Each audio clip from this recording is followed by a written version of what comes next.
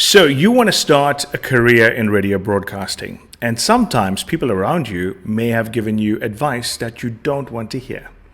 Well, in this very special podcast, I'm going to be sharing with you some of the things I had to go through before I started a career in radio broadcasting, and maybe the situations could also be similar to what people are saying to you. This is a true story. I've never ever documented the start of my radio journey anywhere. I have touched on it on a few social media posts. I've touched on it on radio a little bit, but I've never really given a true encounter of my first encounter with radio and how the steps I took to get into radio. So if you are a person who's been curious about me as a personality and you want to know about it, something that maybe you had an opinion of, this podcast will give you all the answers and will clarify some of the things maybe you had some doubts on. And if you are watching this on YouTube and you're wondering, hey, what is this guy about? So firstly, my name is Deon. I'm a radio host. I'm also a person who's involved in public speaking. I don't really focus so much on podcasting because I have a radio show. And radio show is where I get to do all the conversations. And whenever I can, I try to do extended conversations online.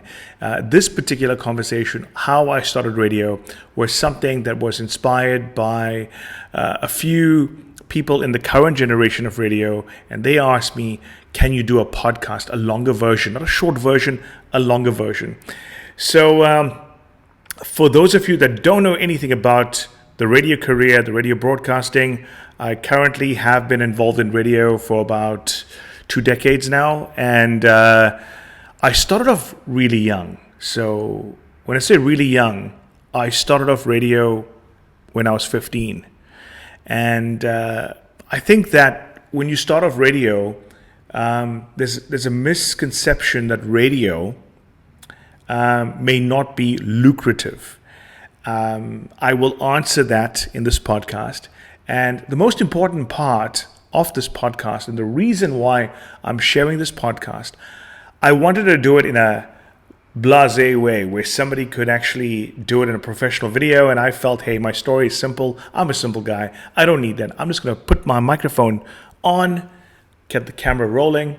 I'm not going to have a script in front of me. I'm just going to share with you some of the things from my heart, and it pertains to my journey in radio. So are you ready for the journey? It is going to be not timed because I don't know how long this is going to be. I've never really shared the in-depth part of radio to anybody. And let's get into it. I think it's fair to get into it, right? So as a kid in the 90s, I think radio was your friend when you're doing your homework. And I'm talking about primary school. When you come out of school, you go home, you put the radio on, you would do your homework, and the radio guy on the other side, whoever that was pretty much your friend. It's sad that kids of the current era don't know that radio was the original part of social media, because we didn't have social media in the 90s. You had to turn on the radio, turn on the TV, DSTV if you were lucky, and pretty much that was your entertainment, right? But radio was something that would pick you up when you had a bad day. And everyone around me, every grown-up around me had the radio on in their car. There were many radio stations people liked, people listened to. Me in particular, I listened to a lot of radio presenters. I think there's too many to mention. But there is one in particular that I think really motivated me in radio. His name is Titch Mataz. And he was such a cool guy because he used to be on at night on the radio. And I'd have the radio on listening to him. And when I listened to him, I'd be like, hey, I want to be as cool as this guy. I mean, he sounds cool. Now, we couldn't see him anywhere because, you know, as a kid, you can't go to your primary school teacher and say, hey, I want to know what that guy looks like. There was the internet, but there was no gateway into people's lives like nowadays. I mean, nowadays you can Google me, you'll find information about me. But back in the 90s, there wasn't much. And I had to keep on going back with the context that radio still was that friend. When you went home, did your homework, when you were with your family, going somewhere, radio was there. Now, I didn't really think radio was going to be my career as a kid. Now, hear me out. When I'm talking as a kid, maybe 8-year-old, 9-year-old Deon, I don't think radio was something that I wanted to be. A lot of people said, hey, because you speak well, maybe you should do something in it. And I was like, no, it's okay. As time went on, and I knew radio was something that I was used to, I used to try and impersonate some of the radio personalities. And yet again, this is laughable. I did this in my own time. In fact, sometimes when I'd be brushing my teeth in the morning, I'd be impersonating this guy on the top 40. There was a guy called Shadow Stevens. I think he used to do a chart show on 5 back then. And then Vusi Let Swallow on Metro used to do a mix show on a Saturday night. Now I'm talking about the mid-90s, I think. And I would try to impersonate these guys. Yet again, I'm a kid. I don't really think it was anything serious. I didn't really think it was anything important. I just felt like how cool it would be to be like them. Now, when you look at radio as a career, there weren't many people around me, especially in the brown community, who could say radio was very interesting. Radio was somehow a career that you could go into. And everybody didn't really think radio was a career. In fact, even now, people don't think it's a career. It's a weird thing, but I don't know where they get that from. I think being misinformed leads one to having those assumptions.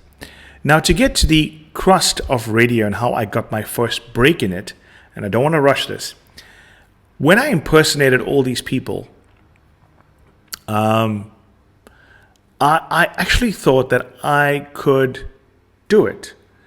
Remember, I didn't have any nurturing. No one told me. No one heard this. I think my dad heard it a few times. When I was in the bathroom, I'd be like, I'd impersonate Shadow Stevens on the chart show, or I'd impersonate Bob Mabena. I would try and impersonate somebody. Yet again, I was a kid. It was laughable. But I didn't know that those seeds were already being planted. But the main seed was coming, right? And that was the start of radio for me as a listener. Now, as a person who consumes radio daily, I was like, okay, cool. As I grew a little older, still in school, I used to listen to radio between all the stations. But there was once a radio station that popped up called DYR, Durban Youth Radio. It's still around, by the way. And I actually tuned in one day, and they had a very crisp signal. So when you changing the digital stuff, it'll automatically find the frequency, and you could hear it sounded much different to the other radio stations. It almost sounded a little bit more local because the sound was different. And I logged on, I listened to it. They had lots of transmission problems now and again, going on air, off air, and I was like, wow, how do I listen to this if there's so much mistakes? And then I said, I'll give it a time. Give them some time, it'll come right. And I did. But I knew there was a certain time in the evening they would switch off and they'd come back on in the day. Obviously in the day I wouldn't listen to them, but when I come home from school, I would listen. And then I discovered that DYR was a radio station. I didn't know where they were, right? And that was also an interesting part of the story of what I'm about to share with you, because DYR was something that I was connected with, and I started listening to them a little bit more than before. So I used to go for extra lessons when I was in high school, and I remember going to extra lessons at Natal University, or UKZN, you want to call it that way, and I used to wait for my lift, and there was a lot of cool people coming out of this building. And I used to wonder, who are these people? Like, am I supposed to know them? Now, remember, at this point, I'm 14 years old. I didn't know much about anything in the campus. I mean, our extra lessons were on the campus, but I didn't know what they were. But then I discovered DYR was actually at the campus. I was like, wow, they're actually here. And then one day they were having a get together outside where I was waiting for my lift, and I saw it there, and I was like, wow, I would like to see what it looks like. And there was a guy who was on the radio in the morning. His name was the Desert Storm. And he called me up and said, dude, come upstairs, come check it out.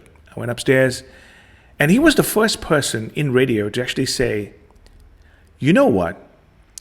You have a cool personality for being on radio. Now remember, I'm 14 years old. What do I know about having a cool personality? I'm still discovering life at 14.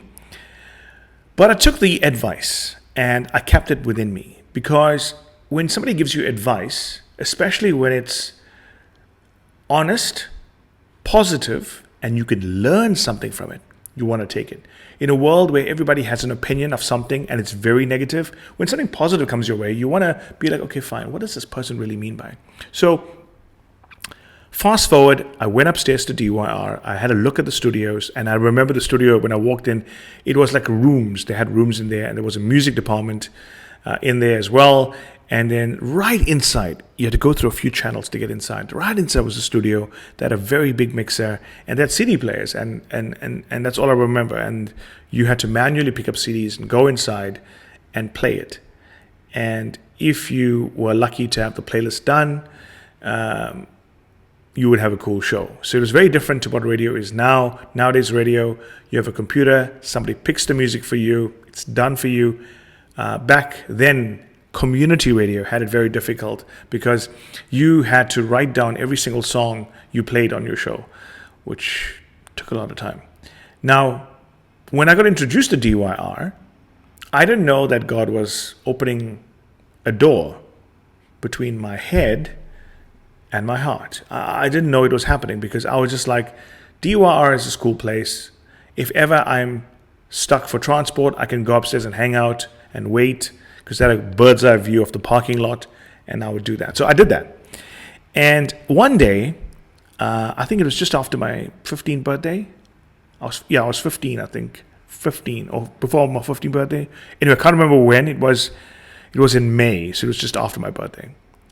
And the guy says, I would like to give you a chance on radio. And I was like, me, a chance on radio? And I was like, sure. And he says, well, since you go to school, you only can do a show on a Saturday afternoon. So I was like, okay, sure, I will try. So he said, I'm going to give you a 6 to 9 p.m. show. And I was like, okay. Now, DYR's playlist was built around lots of Kwaito, lots of R&B, a little bit of hip-hop, but that was the formula. Kwaito, R&B, and for those of you that follow me on TikTok, you would know that I love Kwaito. It's because DYR sowed the seed of Kwaito in my heart. So if it wasn't for DYR, I wouldn't know so much Kwaito from back then, because they introduced me to the love for Kwaito, and I used to play it on radio as a kid. So I did my first radio show. I remember playing the first Kwaito track was Tebe. I remember the CD.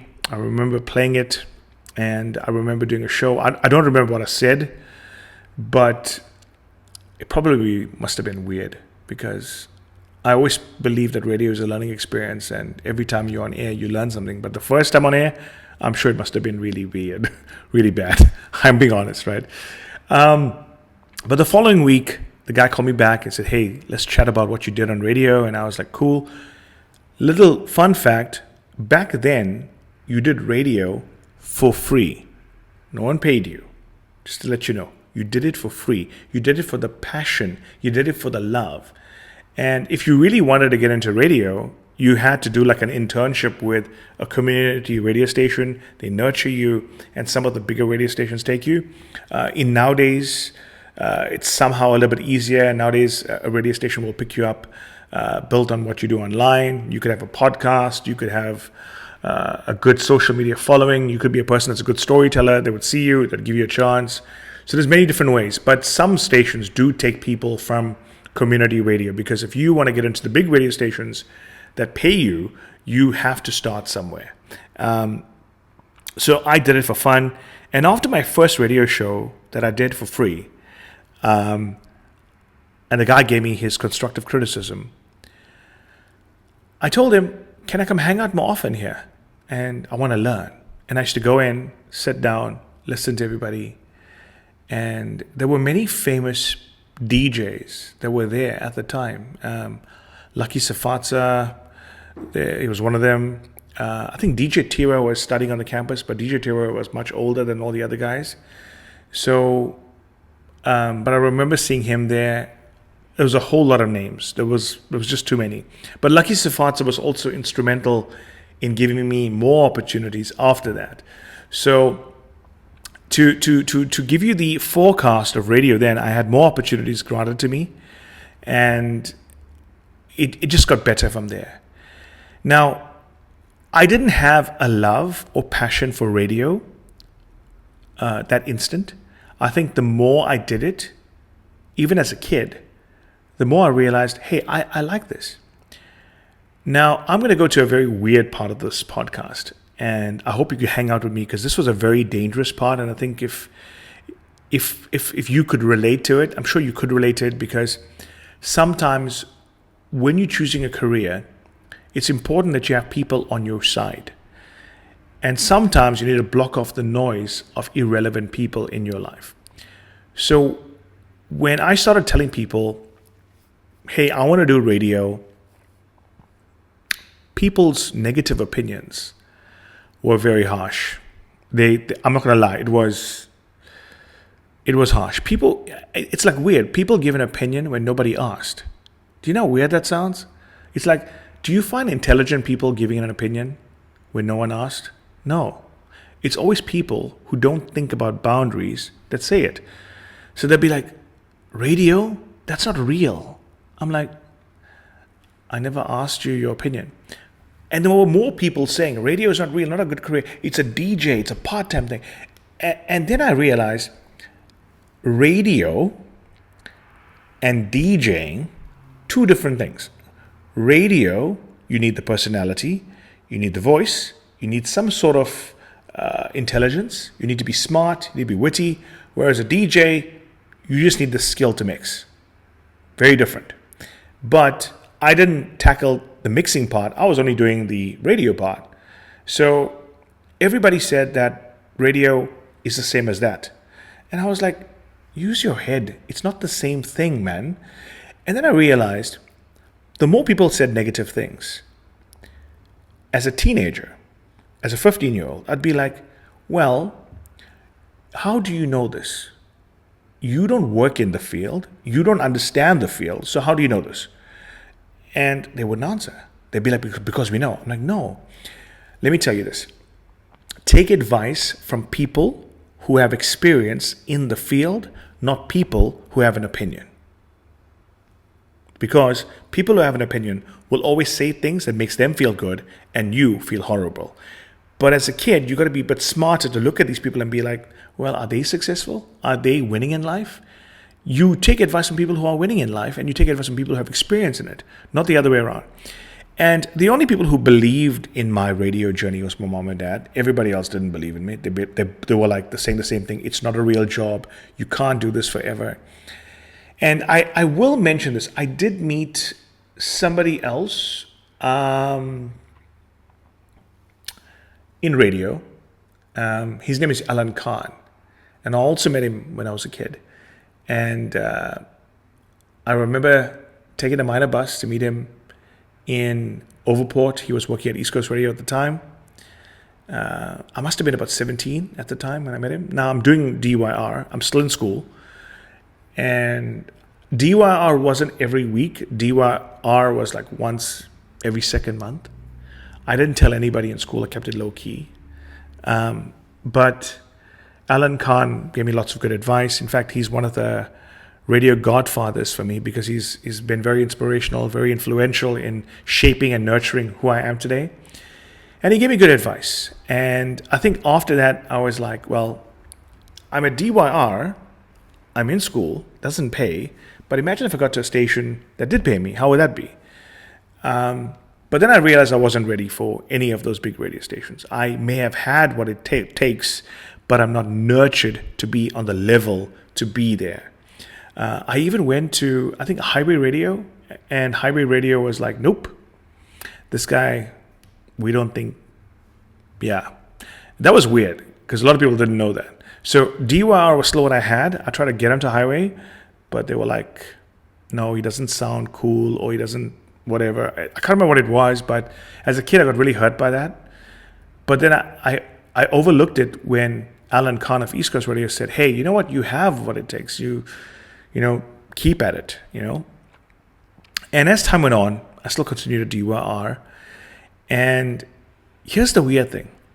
I still had a lot of people giving me opinions who I didn't even ask. I think every single person who knew I was in radio, they constantly used it as a tool to attack me. And they were like, no, it's not going to work. You don't know what you're doing. Do this, do that. You don't know what you're doing. And I was like, I just kept quiet because end of the day, sometimes teaching a person who's got silly ideas in their head something positive will only quantify a fight. So just leave it, right? So I left it for then.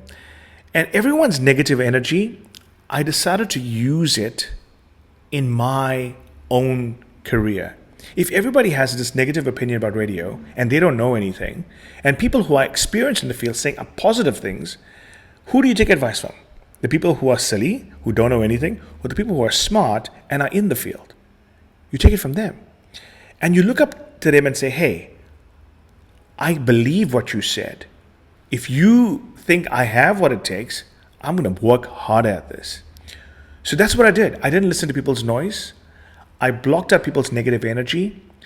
And when I finished high school, I tried to get into Mr. Price's radio station. And I'll never forget that from DYR, it was different because DYR went through a phase where they closed down for a little bit, came back. So it was erratic as to whether they were on air or off air. And then when they were off air, I felt it was a good chance for me to try getting into Mr. Price Radio. And I was talking to the guys for a long time and nothing really happened. And when I looked at Red Cap Radio, they had presenters like Trevor Williams, Ismail Abrams, a whole lot of legends in radio. And yet again, I still wanted that hunger for it. And I remember taking a taxi to the workshop and walking down NMR Avenue in the rain to Red Cap Radio. Red Cap Radio was inside the Mr. Price head office. And so I'd stop at the workshop and I'd walk down the road for a long time. Remember, I didn't have any kickstart in life. I didn't have any extra money. I didn't have extra clothes. I was living at the bottom of the food chain with regards to lifestyle.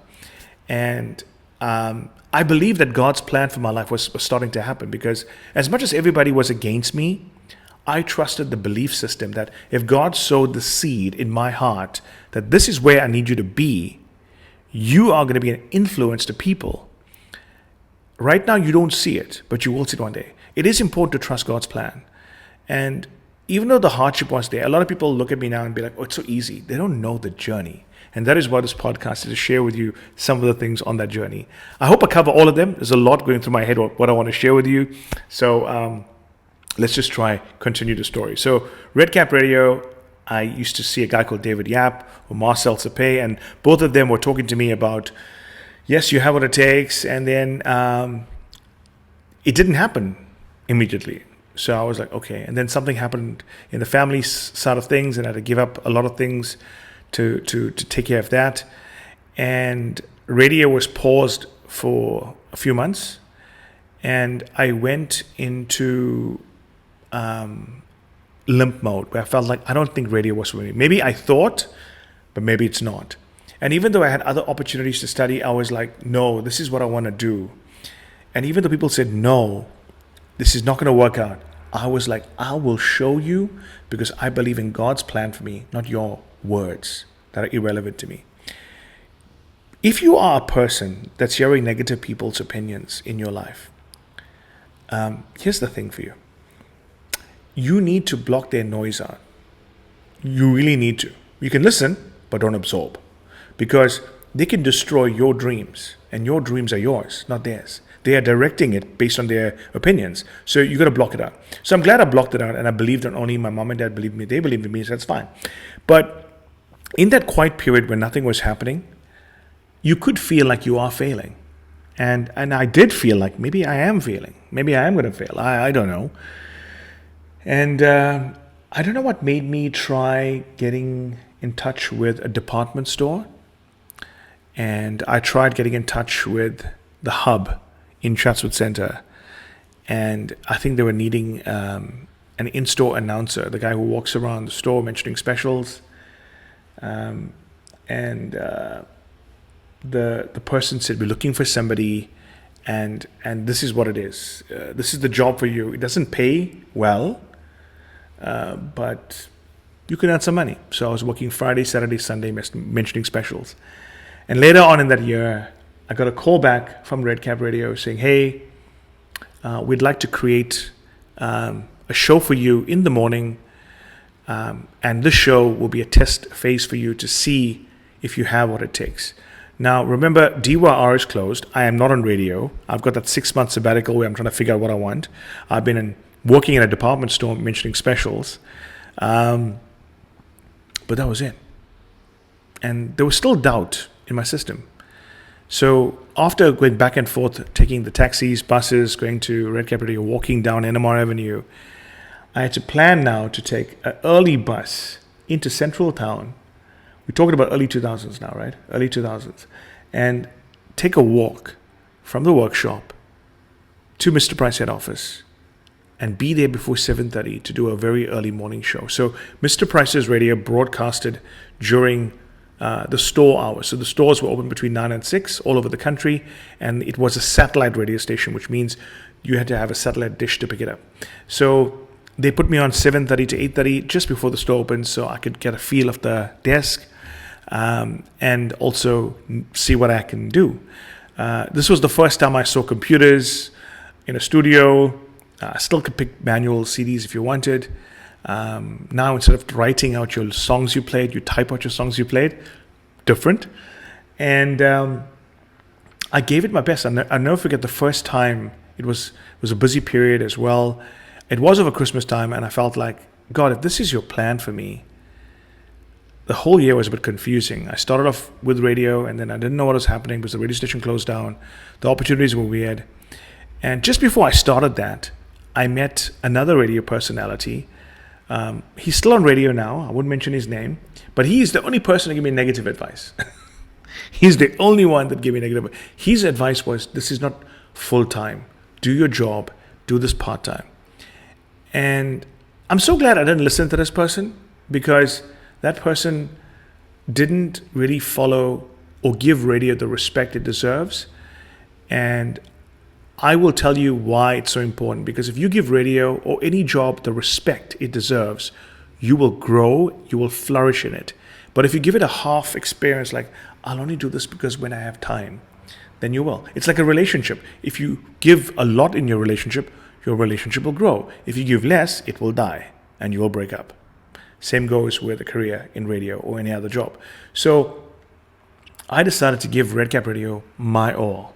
And I didn't want anything or anyone to stand in my way. So I used to wake up in the morning, get ready, take a taxi. I think a taxi took about like an hour to get into town. And I took that long walk. A couple of times it rained, but I still managed to pull through, get wet, and get to the studio.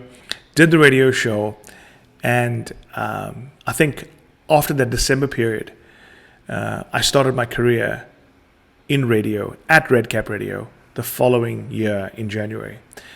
There's a couple of lessons I want to talk about here, right? The first thing is, radio is not a part-time job. If you want to be successful in radio, this is tips for people who want to be in radio. You got to give it your best, which means you got to ask yourself, it's not about how you sound, it's about what you deliver. And how are you delivering it? Is it landing on people's hearts? If you love radio enough, can you do it for free?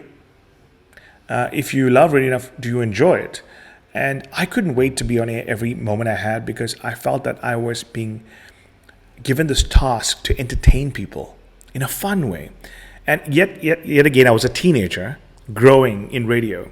So I've been in radio for a very long time, but it started off very young. I was 15 when I started off radio. So to start radio there and to grow in it, it was like I felt I had an upper hand because most people got onto radio in their late 20s, maybe in their 30s, and I'm already in radio as a teenager. So I felt very grateful, and I felt that God's plan was somehow coming into place. So where does this leave you and I? You and I can learn something from my story. Yes, we can. Number one, every story has a journey. The journey may be rough, but the ending is rewarding if you trust the timing for your life. Now, let's move to something more important, which I think is the lessons that we can take away from this share today. I didn't want to have a list of things I wanted to share with you. I wanted to share this with you from my heart because I felt that being transparent is more important. But I didn't have any kickstart in life. I was at the bottom of the food chain. I didn't have no money, no house. My parents were renting. We didn't have anything given to us. I didn't have no privilege. I had to work for it. And I had to see a lot of people who had privilege, who had cars, who had studying, and it can demotivate you very quickly as a teenager. But I still believed that I'm taking taxis and buses now, but one day it will change. I got to trust it. When I started doing radio at Mr. Price Radio, a lot of people still had opinions. This is not real. You can't do it. They didn't know that now I was earning money. And remember, I'm not a club DJ. I'm a radio host. So clarify that point. I'm glad I said radio DJ, as the tense that people say. When you are on radio, you present a show or you host a show. When you are doing a podcast like this, you see this microphone here? I'm presenting a podcast or I'm hosting a podcast. I'm not DJing a podcast. There's no decks here. I'm not. So when people use the term radio DJ, there's an incorrect vibe in that.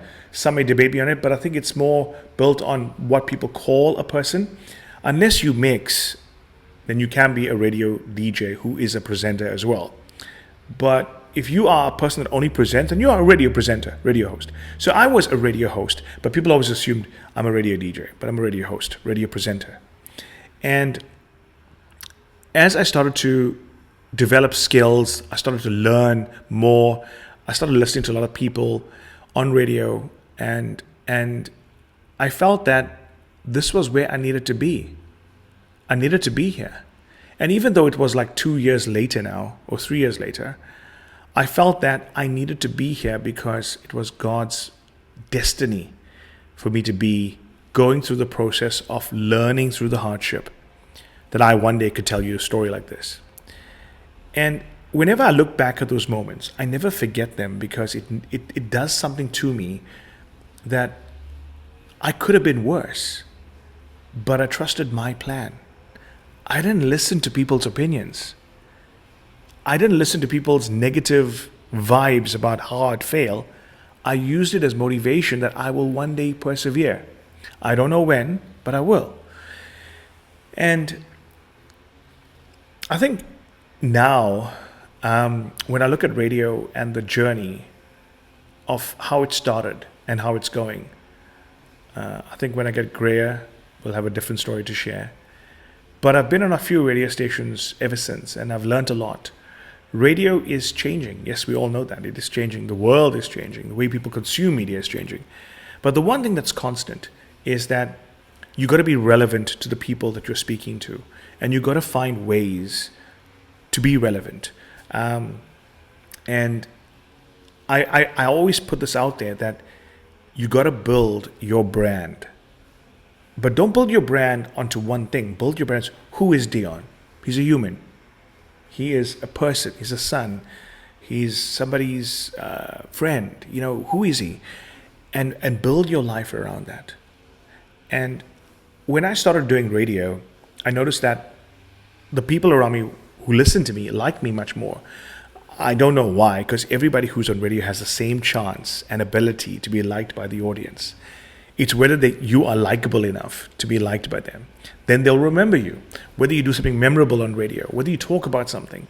And I think of the times at Red Cap Radio when I used to do stuff on radio, and we'd go to a store and people would look at me and be like, that's the guy talking, okay. And I had spiky hair as a teenager, by the way, throughout my 20s. I think as I hit my 30s, I changed it. But the point is, I had to endure a lot of noise to get to where I am today. Even when I got onto radio, you had a lot of mean people say mean things to you. And like when I was on Mr. Price Radio, a lot of people said that's not real radio. That's inside a store. I'm like, radio is radio. If you have people listening to you and they're consuming what you're saying, it's radio. It's just a different version of it. But a few years after that, East Coast Radio, the guy called Naveen Singh was my program manager. He gave me a call and he said, hey, I know you're working there, but we have this opportunity to nurture you. And at the time, East Coast Radio had a lot of senior presenters. A lot of them were like in their late 40s, and I was like 23 or 22. And I was like, my word, I'm going to work with all these guys. And I kept up looking at these legends in radio, like Daryl Ilbrey, Dave Gaselli, Darren Scott, Damon Beard. And I'm like, my word, these guys are legends. And I used to hang out with them and be like, I want to learn from you, because I want to be learning from people who are working here. And I'll never forget that, because the more you learn from people who are doing well at it, you have the example. If it's working for them, it can work for you. So you need to look at them and put it on yourself, right? So I did that a lot. And as a 22-year-old boy, I kept on listening to them a lot. And I did a weekend breakfast show. And yet again, the mix DJ didn't come yet, didn't start. And I think I just followed the story from there.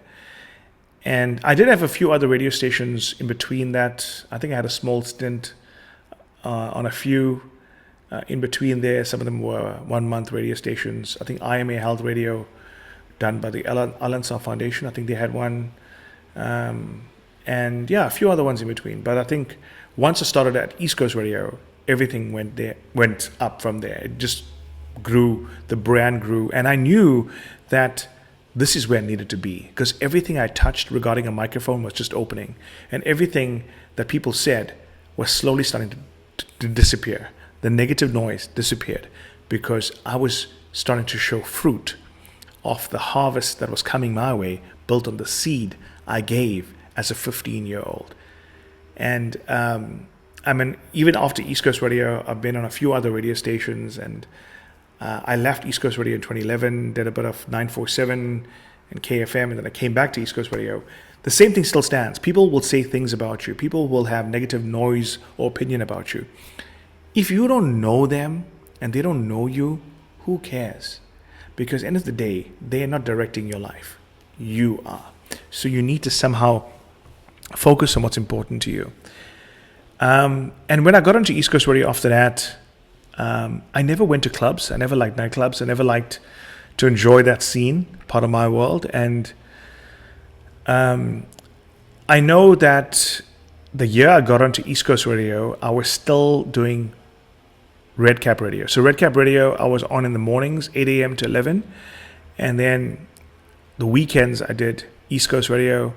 I was doing a few part-time gigs at a place in Umhlanga called Cotton Fields. I'd play there like once or twice a month, but I wasn't really a DJ. I was like, whenever somebody calls you out. So that was the part-time extra money, but radio was the full-time job. And I think when I got onto East Coast Radio, I decided, hey, I want to tackle this club world. I never had decks at home. I never had turntables, CD players. I just copied a few CDs, put them all together, put them in a compilation, went to a club and played. And I think I played at Krakatoa first. And the same year, I started to play at Panama Room. And now we're talking 2008. And the rest still went on from there. I still continued to grow. And the clubbing world was very different from the radio world, but they somehow matched. Because the people that hanged out with me in the club listened to me on the radio, and the people that listened to me on the radio came to the club. So it was actually working in my favor both ways. And I think when I kept on talking about building your brand, it works. It is true, because the more you build your brand, outside what you do, you're known for many other things, and that is entertaining people in broadcasting. And I felt that I entertain people in broadcasting, and I entertain people at a club or at a gig. I never professed to be a DJ first. And that's also a misconception people have, that he's a DJ. No, I do it well, and I'm grateful that I can do it. But my passion is still radio. I always love radio first. I do enjoy mixing, but radio is what I do, what I love doing. And if you are a person that wants to get into radio, and maybe you have a lot of people saying negative things about it, let me give you advice. If you feel in your heart that you have the skill, ask people who are successful in radio to give you advice. If they say maybe no, then maybe you need to learn a little bit more before you master it. There's nothing wrong with community radio. Community radio has shaped a lot of successful radio presenters in the country. And remember, it's not about how good you are. It's about what impression can you leave on people who listen to you. I don't know what that will be for you, but for me, I think I constantly learn each time I'm on radio. Every single day when I'm on radio, I'm learning something new. I was always scared about doing a podcast, but now I'm happy that I am doing a podcast. And I'm glad that this podcast somehow gives you perspective on who I am. This wasn't going to be a one part of many. Maybe I'll do a part 2. But the most important part of this podcast was nobody believed in me when I started radio. I believed in myself. My parents believed in me, and God believed in me. And if those things work together, you can get to where you need to be, provided you have the skill to do what God laid in your heart. And I hope this clears up some of the misconceptions people had about me. I'm Deon, the radio guy, the radio host, the radio presenter, somehow a DJ. And this was the D-Word podcast, and it was a lighthearted one, and I hope that I covered the question well. Don't be discouraged by people, be motivated by people, and be around people who push you to do better. Take care.